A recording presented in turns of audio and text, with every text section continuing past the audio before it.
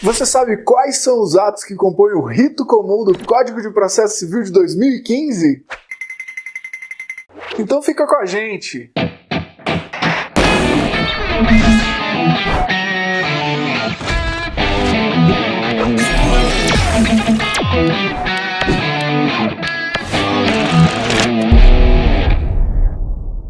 Olá! Seja bem-vindo ou bem-vinda ao canal Direito Animado.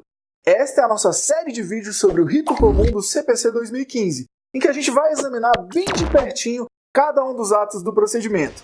Neste vídeo de apresentação, a gente vai fazer um esboço dos 10 atos que o compõem, passando rapidinho por cada um deles. Vamos lá!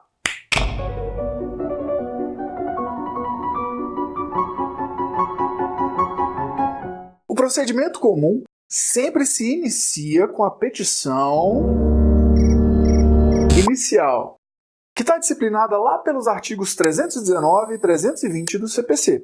Agora, existem aquelas exceções em que o juiz pode começar de ofício o processo.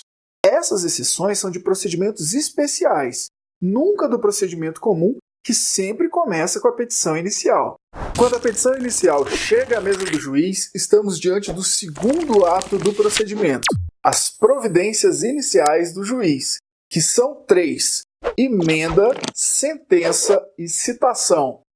Em regra, o réu é citado para participar do terceiro ato processual, que é a audiência de conciliação ou de mediação. Se as partes entrarem em acordo nessa audiência, o juiz vai proferir uma sentença homologando o acordo e encerrando o processo por aí. Mas se não houver acordo ou se não for cabível a audiência de conciliação ou de mediação, vai ser aberto o prazo para a defesa do réu. Nesse prazo, o réu pode apresentar contestação, reconvenção, arguição de suspeição ou impedimento e ou provocar um incidente de desconsideração da personalidade jurídica. Fim do prazo de defesa, o juiz deve verificar se é o caso de adoção de alguma das providências preliminares. A primeira coisa que ele vai examinar neste ato processual é se o réu foi revel. Se a revelia produzir seu efeito material, o juiz vai sentenciar o processo. Se ela não produzir o seu efeito material, o juiz deve intimar o autor para especificar as provas que pretende produzir. Mas ainda dentro deste ato processual, se o juiz constatar que não houve revelia, então ele deve verificar se é o caso de abertura de prazo para réplica ou para que algum vício processual seja sanado. Encerradas as providências preliminares ou não havendo necessidade delas, o juiz deve verificar se é o caso de proferir sentença, ou seja, se estão presentes as hipóteses que autorizam o julgamento conforme o estado do processo. Há 3 hipóteses de julgamento conforme o estado do processo. Primeira, toda vez que ocorrer quaisquer das situações previstas pelo artigo 485 do CPC. Segunda, quando se estiver diante ou das hipóteses do inciso 2 ou das hipóteses do inciso 3 do artigo 487 do CPC. E por último, quando a causa estiver madura. Não sendo o caso de julgamento conforme o estado do processo, o juiz deve fazer o saneamento.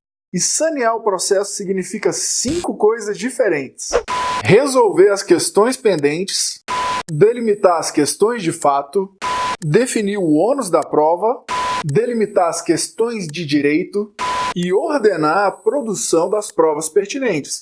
Lembrando que as partes poderão sugerir ajustes ou pedir esclarecimentos à decisão saneadora. Depois disso serão colhidas as provas cuja produção foi deferida no saneamento. Normalmente, as provas desta fase são colhidas por meio pericial.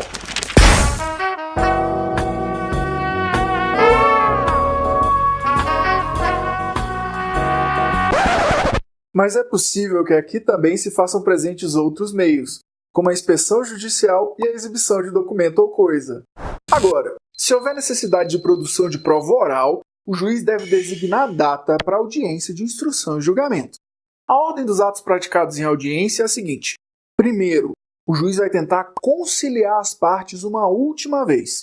Se não houver acordo, vai ocorrer a instrução propriamente dita, isto é, a colheita da prova oral. Depois, as partes apresentam suas razões finais, orais, e o juiz profere sentença.